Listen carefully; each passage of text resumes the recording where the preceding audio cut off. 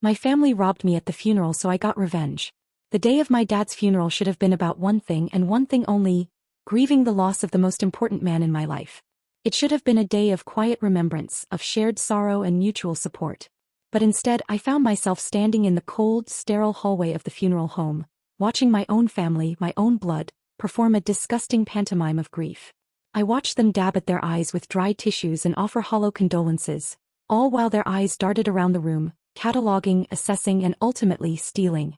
They saw the heirlooms my father had painstakingly preserved, the pieces of our history he had explicitly left for me, and they saw a payday. They looked at me and saw the heartbroken daughter, lost in a fog of sorrow, too naive and weak to notice their grubby hands and greedy hearts. They thought I was a child they could easily deceive. They were dead wrong.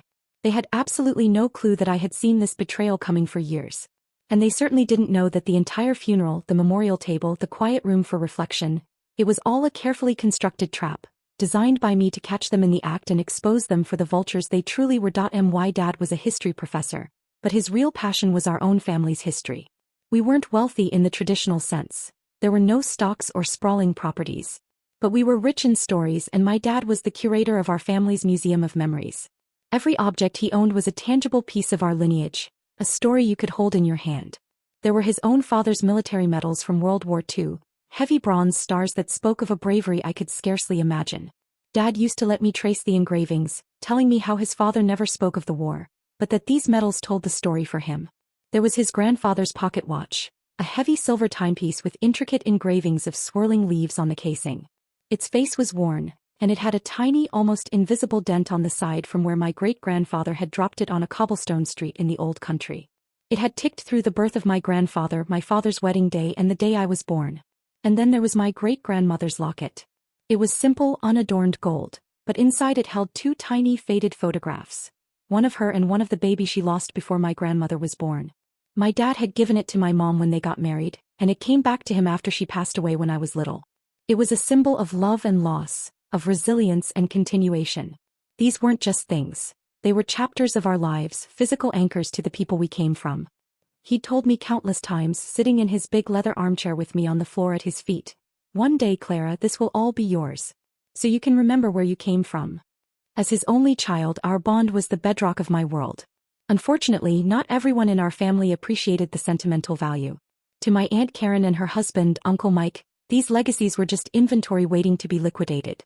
For years, their greed was the gross, uncomfortable centerpiece of every family gathering.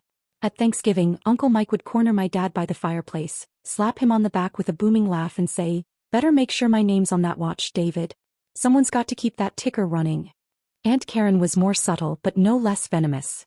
If I wore the locket for a special occasion, she'd clasp my shoulders, her painted nails digging in slightly, and say, "That gold would look so much better against my complexion, dear. Your skin is so pale. You'll have plenty of time for it when you're older." Their avarice wasn't a secret.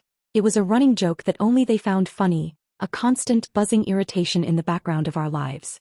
When my dad got sick, their behavior shifted from irritating to openly predatory. The jokes stopped. They were replaced by this creepy, constant concern that had nothing to do with his health. The calls became relentless. "Claire, honey, it's Karen. Just calling to see how your dad is doing. Has he, gotten his affairs in order?" Uncle Mike would be more blunt. "Is the will sorted? You need to make sure the will is sorted. People can get funny about these things." They'd visit, bringing cheap flowers that wilted in a day, and their eyes would just scan the room, taking a silent inventory of every valuable object. It was during one of those visits that I confirmed my worst fears. I was in the kitchen making tea when I overheard my dad's weak but firm voice from the living room. "Karen, I'm telling you for the last time, stop it. Everything goes to Clara. It's all for her. That's final." Her response was a masterclass in manipulation, sickly sweet and oozing with fake sincerity. "Of course, David. We know that. We just want to make sure she has help managing everything. She's so young she might be overwhelmed." The night before he passed, his breathing was shallow and his grip was weak, but he pulled me close. His voice was a paper-thin whisper, but his eyes were blazing with a final, urgent clarity. "Clara, don't let the vultures pick me clean," he rasped, his thumb stroking the back of my hand. "Protect our stories. Promise me." I squeezed his hand, tears streaming down my face, and whispered the promise back to him. He knew, just as I did, that the moment his heart stopped, it would be the starting pistol for their greed. It's a sad and surprisingly common story. I'd read articles online about how a parent's wedding ring or a grandparent's watch just goes missing in the chaotic days following a funeral. I wasn't about to let my family's history become one of those cautionary tales. Grief is a thick, disorienting fog. It swallows you whole, making the simplest tasks feel monumental. But my dad's final words were a lighthouse, a single sharp beam of purpose cutting right through the haze. I knew I couldn't just collapse into my sorrow. I had to prepare for the battle he knew was coming. The funeral was scheduled for 2 weeks out, a small mercy that gave me just enough time not only to protect his legacy, but to orchestrate the public takedown my parasitic relatives so richly deserved. My first step was to become a forensic archivist. I spent an entire afternoon with my dad's heirlooms and a high-resolution camera. I photographed every single item from every conceivable angle, documenting every scratch, every unique mark, every bit of tarnish. I captured the tiny dent on the pocket watch, the faint, swirling inscription of my great-grandfather's name inside the locket's clasp, the specific frayed edge of one of the medal's ribbons. This was my baseline, my unshakable proof of what existed before the vultures were allowed to circle. Next, I went shopping, though not for a funeral dress. I scoured the internet for hours, cross-referencing listings, until I found a surprisingly convincing replica of the silver pocket watch. It had the right weight, a similar shine, and from a distance it was a perfect stand-in. It was also completely worthless. I found a cheap, brassy locket at a costume jewelry store that, when polished, looked enough like the real one to fool a greedy eye in a dimly lit room. The real heirlooms, the heavy silver watch that had ticked for a century and the delicate gold locket that held our family's heart, went into a safe deposit box at my bank the very next day. The fakes were now the bait. For the items that were too unique to replicate, like his military medals and a beautiful silver inlaid box where he kept my mother's old letters, I devised a different strategy. I bought an invisible ink pen, the kind that only shows up under a black light.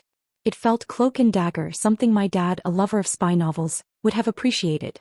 On the back of each heavy bronze medal I drew a small, precise star. On the smooth, dark wood on the bottom of the silver box I signed my initials. Seal. It was my secret signature, a mark of ownership that only I knew was there, waiting to be revealed. Then for the masterstroke. I met with the funeral director, a kind but harried man named Mr. Abernathy. I explained that I wanted to set up a small memorial table in the private family room adjacent to the main hall. It was a space typically meant for quiet reflection or for the immediate family to compose themselves. My father was all about history, I explained, my voice catching just enough to be convincing. I want to display the things that tell his story. He readily agreed, patting my arm sympathetically. The morning of the funeral I arrived early. With trembling hands I arranged the bait watch, the marked medals, the signed silver box, and a few other sentimental items on a rich, dark velvet cloth. It looked like a beautiful, heartfelt tribute. But hidden within a large, ostentatious floral arrangement sent by my aunt and uncle, the irony was not lost on me, and tucked behind a stack of sympathy cards were 2 tiny, motion-activated nanny cams. They were no bigger than my thumb, and they streamed a crystal-clear wide-angle view of the table directly to a secure app on my phone. When Aunt Karen and Uncle Mike finally arrived, their performance was truly sickening. Karen enveloped me in a hug that felt like being wrapped in a spider's web, her sobs sounding hollow and practiced. "Oh, you poor, poor thing," she whispered into my hair. "Don't you worry about a single thing. We'll handle everything from here on out." They made a beeline for the family room, heading straight for the memorial table. "What a beautiful tribute to your father," Uncle Mike said, his voice thick with false emotion, but his eyes gleaming with a light that was definitely not sorrow. The trap was set. The cameras were rolling. Now I just had to wait for the rats to scurry for the cheese. The funeral service was a surreal blur of hushed whispers, organ music, and the kind words of people who had genuinely loved my father. I sat in the front row, feeling a profound numbness, my entire body buzzing with a strange mixture of grief and anticipation. My right hand was clamped around the phone in my coat pocket, the screen glowing faintly through the fabric. The app was open, showing me 2 perfect silent angles of the memorial room. As my dad's oldest friend took the podium to share a story about their college antics, I saw the first sign of movement on my screen. First up was my cousin Chad, Karen and Mike's weaselly little son. He had always been a follower, eager to please his parents. He wandered into the room, feigning a need to blow his nose. He glanced nervously back toward the main hall where the eulogy was being delivered, then his hand shot out, quick as a snake, and pocketed 2 of the military medals. He was gone in less than 10 seconds. A few minutes later, as a former colleague spoke about my dad's dedication to his students, Uncle Mike himself went in. He lingered by the table, a look of deep contemplation plastered on his face for anyone who might glance in. He picked up the silver inlaid box, admired it with a disgusting proprietary smirk, and then, using the cover of a loud cough, slipped it inside his tailored suit jacket.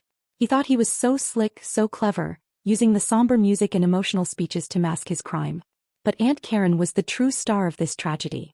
She waited until I was escorted to the podium to read a poem. With all eyes on me, she made her move. She walked dramatically to the table, dabbing her dry eyes with a tissue, putting on a real Broadway performance of a grieving sister. She picked up the fake locket, clutched it to her chest as if overcome with emotion, and then, with a sleight of hand that was almost impressive in its audacity, she swapped it with something from her purse. She pocketed my $10 fake and put an even cheaper, gaudier, rhinestone-encrusted locket in its place. Her alibi, no doubt, so she could claim the one she stole was a gift from my dad if I ever asked. She genuinely thought she was outsmarting some naive, emotionally distraught girl. She had no idea she'd just sealed her own fate on a high-definition live stream. Watching them, my own family, steal from my dad, literally in the same building as his casket, during the service meant to honor him, filled me with a cold, hard rage that burned away the fog of grief. The sorrow was still there, a deep, aching chasm in my chest, but now it had a purpose. It was fuel. I let the service finish. I stood in the receiving line and accepted condolences. I hugged relatives, all the while knowing what was about to go down at the reception. They walked around the room, patting people on the back, offering sympathetic smiles, with my father's stolen stories hidden in their pockets and purses. The sheer, breathtaking hypocrisy of it all was stunning. The reception was held at a nearby hall, a somber affair with catered sandwiches and hushed conversations. It was supposed to be a time for sharing fond memories. And while I was about to share a few very recent, very vivid ones of my own, I had planned every detail, but in that moment, a part of me wondered about other paths. What would you have done in my shoes? Would you have pulled them aside, confronted them privately to avoid a larger scene? Or was a public reckoning, a scorched earth revelation, the only way to truly get justice for my father? Let me know in the comments. An hour or so into the reception, once most people had a plate of food and the initial awkwardness had settled into a low murmur, I knew it was time. I made my way to the front of the room where a small microphone and a projector stood, which until then had been showing a looping slideshow of my dad's life. His smiling face looked out over the room. I picked up the microphone and tapped it gently. The soft thump-thump echoed through the hall. "Excuse me, everyone. Can I have your attention for just a moment?" The room gradually went quiet. Faces turned toward me, expecting another tearful thank you. "I just want to thank all of you again for being here. It means the world to know how many lives my dad touched. He loved his family and he loved his friends. But more than anything, my dad loved telling stories. And it turns out I have a brand new story to share with all of you today." I saw Aunt Karen and Uncle Mike exchange a small, proud smile, as if I were about to praise them for their support.